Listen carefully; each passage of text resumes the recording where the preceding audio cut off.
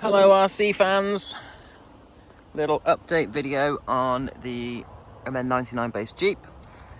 First of all, it should be, I should say, C14 based Jeep, because this is actually originally designed, I believe, for a WPL C14, C24 kind of thing, but as I said before, I used all the bits from my MN99 on it. What's changed this time? First of all, four-wheel steer. Very simple, front axle on the back. That doesn't really need much explanation. The other changes I've made though are the arms.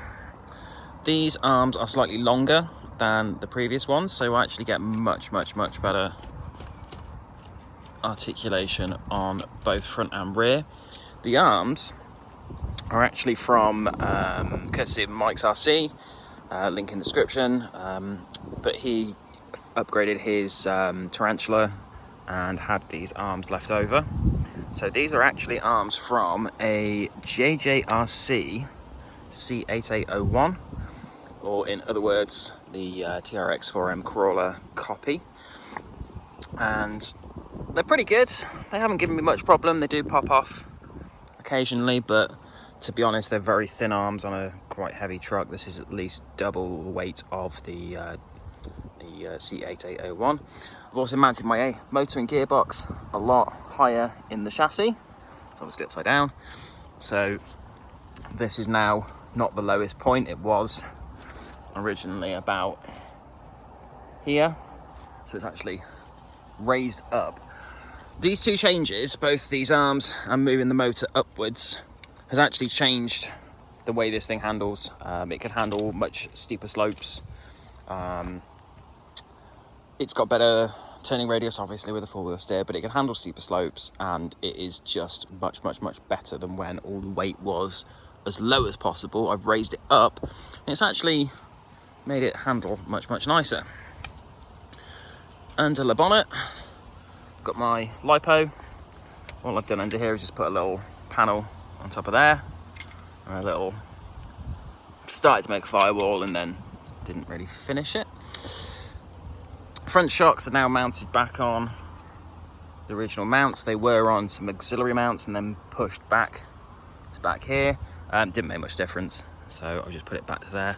And then these running boards, I got these ages ago. They were on my Land Rover and I liked them on the Land Rover. I hate them on this. They get caught on absolutely everything on these square edges, so I've got to decide whether I'm going to make a plate that goes over the top and kind of angles them to smooth them out, or whether I'm just going to take them off.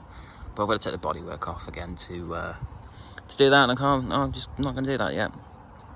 Tyres, I've got these very small 64s on the back, and they're possibly a little bit too small. They've got no inserts in them at all. And then up front, I've got my DJ Crawler pin drives back on there, 72 by 1 inch, and those have got a single stage foam insert in there. I need to put something else in there because they are just too soft and I have no steering. Other changes, got my interior back in. That's actually from one of the not D12, the smaller scale K truck. That's actually the interior from one of those. But that's it, that's all the changes I've made. I mean, obviously I've mashed the grille up. That was because of when the arms were much higher up. This was contacting them back here, but it works beautifully now. I'm much happier with it. The suspension works much nicer. It's all at much nicer angles, and it just works. So there we go, little update on the Jeep. It's getting battered, but that's just some nice patina once that starts rusting in. Anyway, there we go. Thanks for watching. Like, subscribe, share, all that nonsense.